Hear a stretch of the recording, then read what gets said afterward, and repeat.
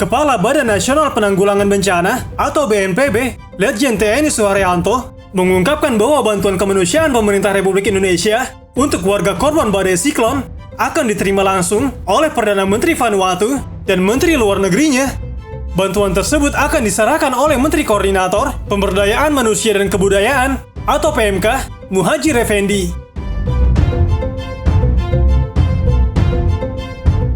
Suharyanto menegaskan bahwa bantuan ini dilakukan pemerintah Indonesia sebagai bentuk solidaritas terhadap warga dunia yang terdampak bencana. Indonesia sudah sering mengirimkan bantuan ke negara lain, termasuk terhadap warga korban bencana di Turki dan juga Suriah. Untuk bantuan terhadap negara Vanuatu, terdapat 2 pesawat yang membawa bantuan, yakni pesawat kargo My Indo Airline B737-800 untuk membawa barang, dan pesawat Garuda B737-800 yang membawa tim kemanusiaan. Tim ini merupakan perwakilan dari Kemenko PMK, Kementerian Luar Negeri, BNPB, dan juga BIN. Menteri Koordinator Pemberdayaan Manusia dan Kebudayaan, Muhadjir Effendi mengatakan, kedatangannya di Vanuatu disambut dengan sangat antusias dan senang oleh Perdana Menteri Vanuatu dan juga Menteri Luar Negeri Vanuatu. Muhadjir menjelaskan, pihaknya langsung melakukan pertemuan bilateral untuk membicarakan tentang rencana penyaluran dan tindak lanjut dari bantuan-bantuan yang dibawa oleh pemerintah Indonesia, termasuk diantaranya rencana pemerintah Indonesia yang akan ikut memperbaiki gedung VIP di Bandara Port Vila yang hancur akibat bencana siklon.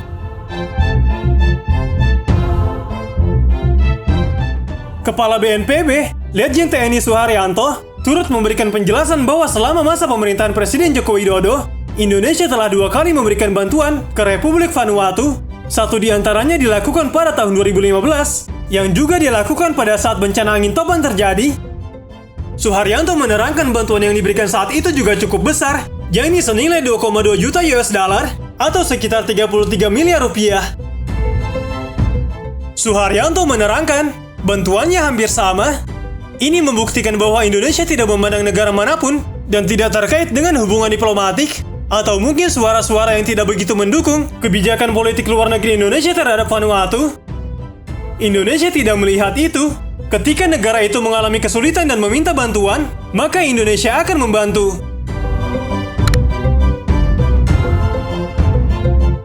Berkaitan dengan itu, Muhadjir Effendi mengatakan, pemerintah Vanuatu ingin agar hubungan Indonesia dan Vanuatu ditingkatkan ke semua sektor, khususnya sektor ekonomi.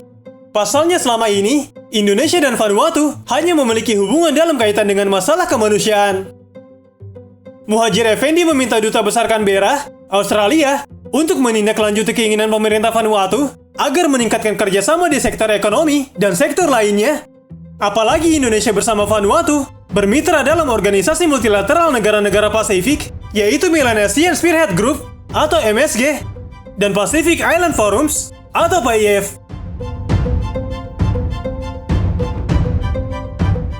Wakil Ketua Dewan Perwakilan Rakyat atau DPR, Aziz Syamsuddin menilai pernyataan Perdana Menteri Republik Vanuatu, Bob Louwman, yang menuding Indonesia telah melakukan pelanggaran hak asasi manusia terhadap Papua terkesan tidak menghormati kedaulatan Republik Indonesia.